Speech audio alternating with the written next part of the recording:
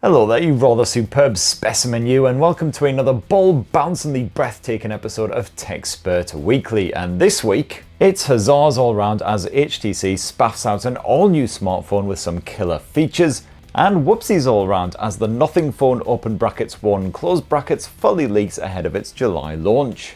And of course, as ever, we'll be submerging ourselves up to our pits in last week's viewer comments. So let's crack on. Please sir, can I have some jingle?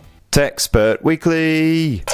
So the biggest, sexiest tech news this week is the glorious return of HTC to the world of smartphones after what feels like forever, or possibly just the better part of a global pandemic. And sadly, no, we're not talking about a shiny fresh new HTC Metal flagship smartphone, which is what I'm really holding out for in my dumb, deluded little fantasy world where I'm relaxing in a jacuzzi full of frothy beer while using my shiny new Metal HTC flagship smartphone to read all about the sudden, unexpected death of James Corden. Or I guess maybe just some sort of legal action that means he can't ever again be on TV or out in public. I guess that'll work if the whole death thing is a bit extreme.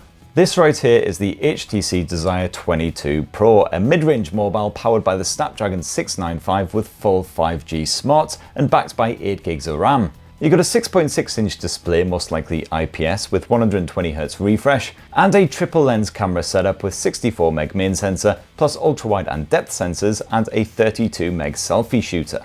HTC is offering micro SD memory card support to expand the 128GB of onboard storage, and you've also got a mighty 4520 mAh capacity battery crammed inside of that shiny shell. To stand out from the crowd even more so than it already is with that crazy funky diagonal line design, the HTC Desire 22 Pro supports wireless charging, and it's also IP67 water resistant. Two features you would struggle to find on most rivals around the £400 asking price. I mean, I think your only other choice with both of those features on there is the iPhone SE 2022, and that phone is just a massive sack of arse juice. Seriously, I'd rather have AIDS than use that phone every day. I'm not even kidding.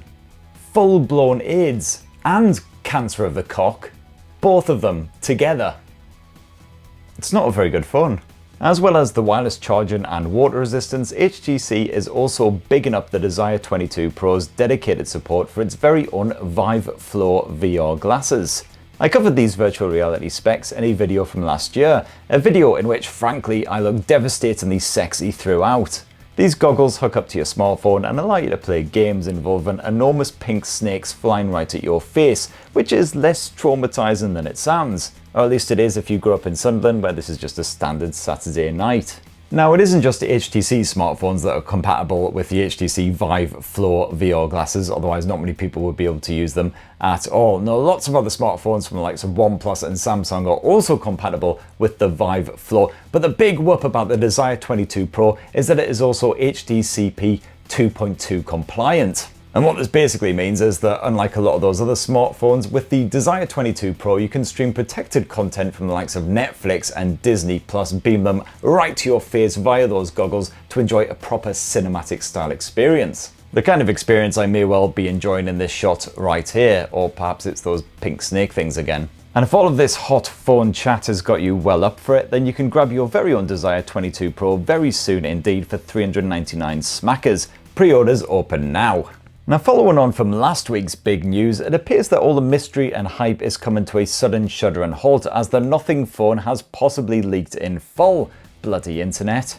And it looks like Nothing's first handset won't actually be remarkably different from this here Motorola Moto Edge 30, which I clutch in my sweaty grasp, certainly as far as the innards are concerned.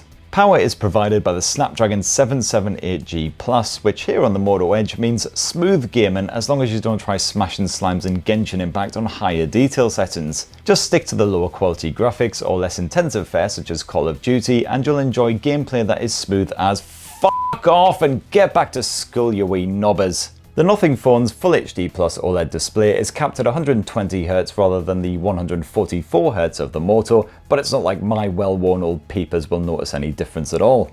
And the Nothing phone does boast a slightly bigger 4500 mAh capacity battery, supporting faster charging at 45 watts. As for that dual lens camera, well apparently it's a 50MP primary sensor, again like Motorola's blower, and that's joined here by a 16MP ultra-wide shooter.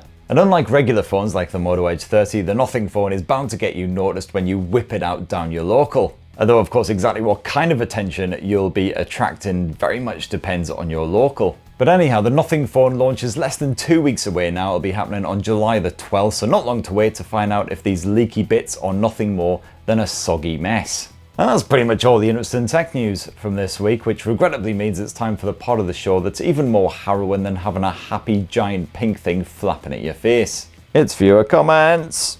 Viewer comments.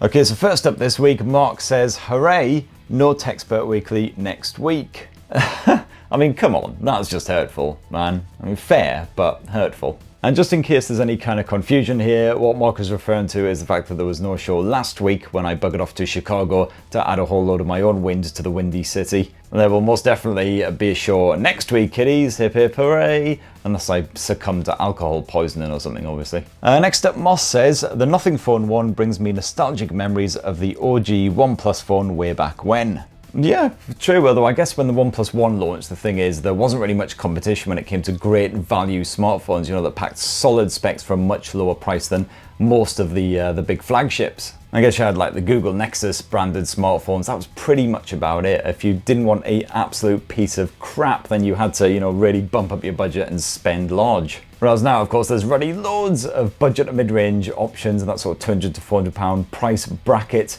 So it'll be really interesting to see how the Nothing phone is received. Next up, Jerry says, I love how the new Motorola phone kind of looks like a whiskey flask. Now that would be the bloody best phone ever, a phone with a secret hidden whiskey compartment. I mean, probably wouldn't do too much to help network connectivity, and the recipe would be too sloshed to even care. Next up, Hare Brisby says, can't wait for another Motorola review where Chris demonstrates the gestures by switching on the phone's flashlight by shaking it, like he does every single time. Come on, Hare Brisby, you know you love it. Ewan says, just failed my driving test.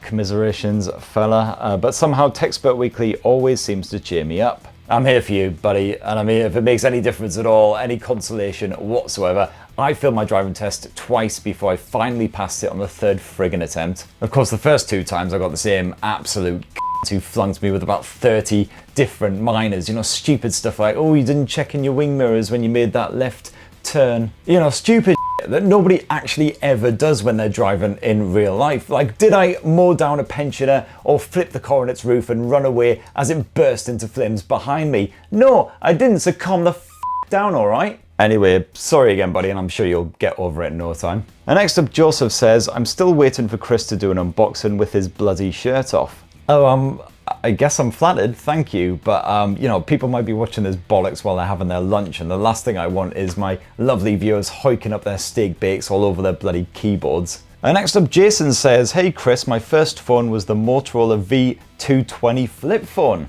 I really did love me a Motorola flip phone back in the day. They weren't my first phones were the old Nokia bricks from sort of late 90s, early 2000s. But yeah, the last Motorola flip phone I had, the casing was a bit loose, so every time I flipped the lid, the case would just fly off and generally land in some big lad's pint. I gotta admit, that did kind of ever so slightly put me off the flip phones from there on out, but when I was at a recent Motorola event, they did have a bunch of their old retro stuff stacked out for us to have a bit of a play with. That included all kinds of crazy shenanigans that I'd completely forgotten about, like this here Motorola flip out. What a bonkers thing this was. And lots of other super cute, super weenie handsets as well. God damn, I do kind of miss these compact motherfuckers right here. Bit of Droid Razor action, they don't make them like that anymore, that's for sure. And talking about classic phones as well, Axel says, still using my OnePlus 2. I mean, Jesus, that's definitely value for money there. If you ever wonder if a £200 smartphone can last for years, then apparently the answer is yes.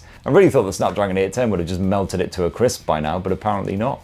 Caspi Berry says, I'm still asking, where do you get your wallpapers? Well, Caspi, this little jingle's for you, mate. Wall.alphacoders.com, wall.alphacoders.com. That's where my wallpapers come from, wall.alphacoders.com. Next up, apologies in advance, I'm going to completely maul the pronunciation of this, but Tlilt Hudab says, perhaps it's male menopause kicking you right in the crown jewels. I've got no idea what that's actually in reference to, but you don't have to worry about the boys. The spurt is still strong. Sorry, that's pretty disgusting. Note to future me, just edit that bit right the f*** out. And next up, Amal says, please do a going back to Windows Phone episode. I would absolutely love to, for sure. Unfortunately, I don't have any Windows Phone handsets kicking about the place, but if I did, that would be great. I might see what I can do about maybe getting some in on the cheap or something. And also, if you haven't already, definitely check out my roundup of the best Android launchers, and there's one in there called Square Home, I believe it is, which does a great job of replicating that grid-like Windows Phone environment. Fantastic, well worth a check. Next up, Chris Brown. Chris Brown says, not a question about tech as such. But how do you rate the Booley's chair? Oh, I definitely rate it. It is super good for the old back support, very important when you're a gentleman of my sort of age. I do kind of wish it had like a flip-up footrest, is the only thing that would be quite nice, especially when you get your recline on the go. But otherwise, yeah, proper good 'un. Oh.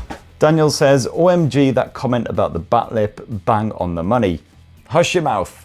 Jason says, 4-figure Kit Kat is possibly the most underrated chocolate bar known to man. Yeah, I mean, hard agree on that, actually. I never really usually seek out a Kit Kat. I'm more of a fan of your Boosts, your Double Deckers, your Lion Bars, all that great stuff. But whenever I have a Kit Kat, I'm never disappointed, always pleasantly surprised by how much I enjoy it. See also Drifters. They've got a kind of a cheap, poor man's knockoff Twix kind of vibe going on about them, but actually I think they're the superior snack. And now I'm starting to sound a lot like Alan Pissin Partridge, so I think I'm just going to stop. Better make these last couple for the week, has really run out of time. Oliver May says, surely if you do a Techspert roadshow, then you simply have to go to Islay. I've just got back from a few days there, so much whiskey. Is that how you pronounce it? Islay? I'm never really sure with these things, to be perfectly honest with you. And I would love to visit, but I really very much fear for my liver and the rest of my internal organs if I ever do venture that far up north. And Davin Davis says, Uncle Spurt just wants to go to Jamaica to do the Appleton Estates tour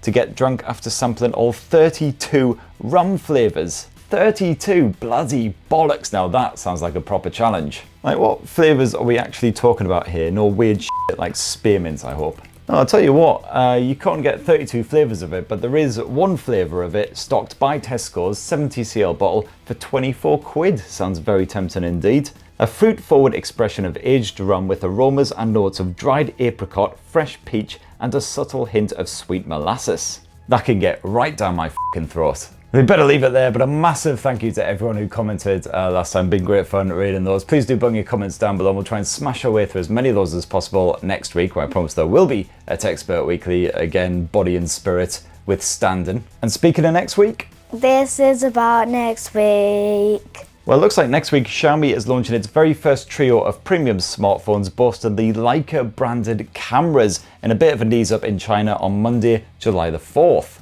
So bring you a full rundown of that next week. Also, hopefully a full Motorola Moto Edge 30 review and lots of other tech shiz. So definitely please do poke subscribe and ding that notifications bell if you haven't done already. And have yourselves a ruddy wonderful weekend. As always, love you. Bye.